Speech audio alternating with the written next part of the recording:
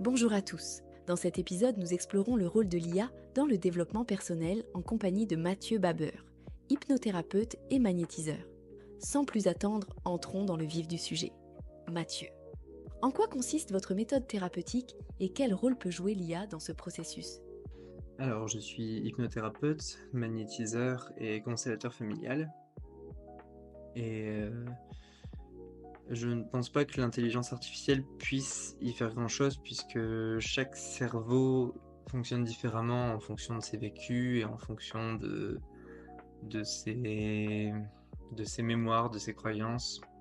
Personnellement, je pense que, le- que les cerveaux sont trop différents et l'intelligence artificielle devrait stocker suffisamment de mémoire de la personne pour pouvoir en faire une synthèse. Selon vous, pourquoi est-il si important de comprendre ces blocages émotionnels pour progresser? Euh, pour pas que ces blocages ne reviennent sans cesse nous hanter. Parce que si on ne les comprend pas, alors dans ce cas-là, ils vont revenir sans cesse jusqu'à ce qu'on les mette en lumière, qu'on comprenne pourquoi ils sont là, d'où ils viennent.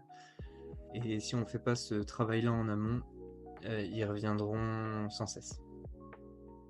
À votre avis, quels sont les obstacles qui empêchent de comprendre ces émotions et ces comportements?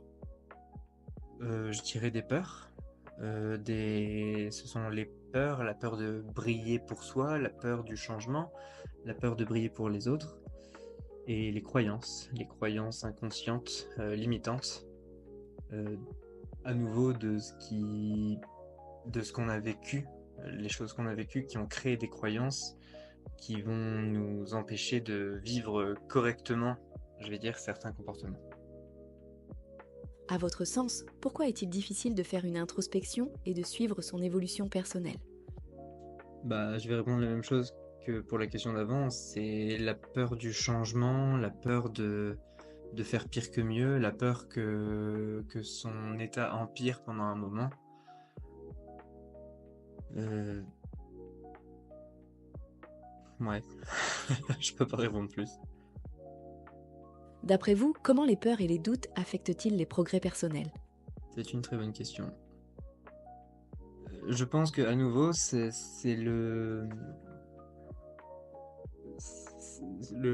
la peur et les doutes vont prendre naissance dans le vécu de la personne.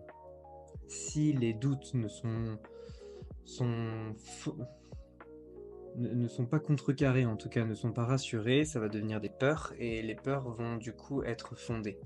Et ces peurs vont prendre beaucoup d'ampleur jusqu'à devenir des vrais blocages. Et à partir du moment où ce sont des blocages, bah, ça crée vraiment une entrave et une barrière à ses progrès personnels. Je suis pas sûr que ça réponde vraiment à la question, mais voilà. Quelles sont selon vous les raisons qui nous font abandonner nos objectifs? Je dirais à nouveau la peur de briller pour soi, la peur de trop briller pour les autres, la peur d'être euh, de, d'être trop vu. Ouais, c'est vraiment ce que je dirais. D'après votre expérience, comment un blocage émotionnel se manifeste-t-il physiquement? Bah, ça dépend quel est le blocage émotionnel, mais généralement, de ce que j'en ai vu, ça va surtout se jouer au niveau de la gorge. Ça va se bloquer au niveau de la gorge, ça peut créer des migraines, ça peut se jouer au niveau des muscles et créer des migraines.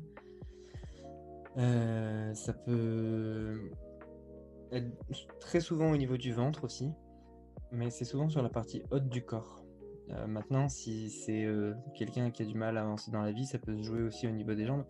Franchement, c'est une question qui est beaucoup trop vague, puisque le blocage émotionnel peut tellement être partout que c'est l'endroit euh, où se trouve le symptôme physique qui va m'en dire plus sur le blocage émotionnel.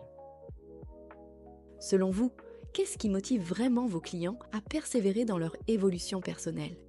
Alors là, je parlerai de stagnation dans sa vie, je parlerai de mal-être, de malaise. Et quand ce mal-être est trop intense et trop envahissant dans sa vie, dans son quotidien, c'est là où on va commencer à se poser une sérieuse question de: «Qu'est-ce que je peux faire pour aller mieux?»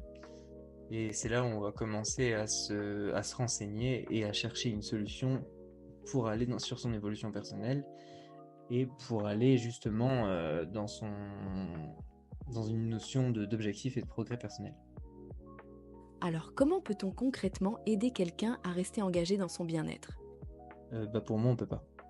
On peut pas parce que, c cette personne, elle doit rester engagée dans son bien-être. Nous, on ne peut que l'accompagner, on ne peut pas l'aider. Aider, c'est un terme, qui est beaucoup trop, utilisé, je dirais, à mauvais escient. Maintenant, c'est peut-être jouer sur les mots de la question, mais on est trop, comment accompagner quelqu'un à rester engagé? Je veux bien répondre. C'est lui donner des exercices entre les séances, c'est l'accompagner même entre les séances. Moi, je sais que je crée mes séances pour, je crée la séance avant, je vais créer la deuxième séance pour qu'elle travaille sur la première et qu'elle commence à travailler la troisième, et je vais lui donner des exercices entre les 2. Mais si la personne n'est pas engagée avec elle-même dans son bien-être, moi je peux rien y faire. De toute façon, je le vois parce qu'elle va pas reprendre rendez-vous. D'après vous, quels facteurs psychologiques aident à mieux contrôler sa progression? Heu, je dirais qu'à partir du moment où la personne ressent une certaine stabilité,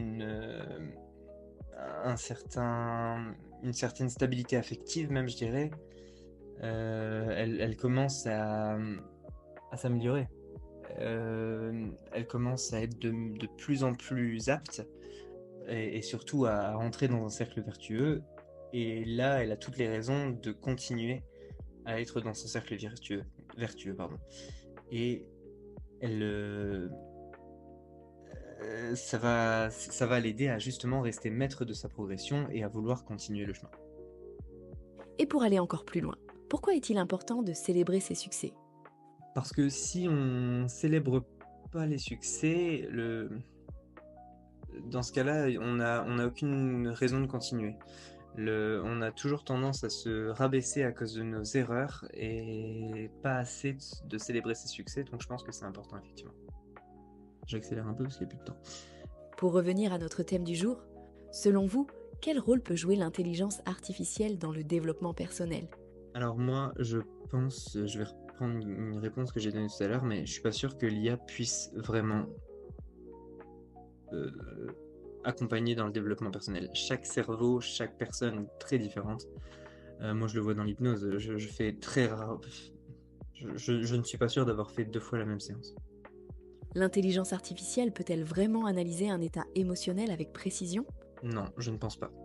Je ne pense pas, il y a trop de facteurs qui peuvent, être différents. Justement, pensez-vous que l'usage de l'IA dans le développement personnel pourrait représenter un risque éthique? Alors j'irai pas jusque-là, mais je ne pense pas que ça puisse être vraiment intéressant. Pouvez-vous donner un exemple concret où l'intelligence artificielle pourrait aider à surmonter un blocage personnel? Comme je le dis, non, je ne pense pas, parce que même un arrêt tabac ou une perte de poids va devoir, travailler, on va devoir tirer des leviers différents en fonction. Si c'est, une question d'argent, si c'est une question de santé, tout ça va jouer de manière vraiment différente, et je suis pas sûr que l'intelligence artificielle puisse vraiment, consciemment en tout cas, tirer ces leviers différents. Donc à part donner des conseils, d'ancrage ou de cohérence cardiaque, je ne pense pas. En tout cas, je ne peux pas donner d'exemple. Quel échange captivant! J'ai hâte que l'on se retrouve à nouveau pour discuter de l'impact de l'IA dans le développement personnel. Un grand merci à vous qui nous écoutez.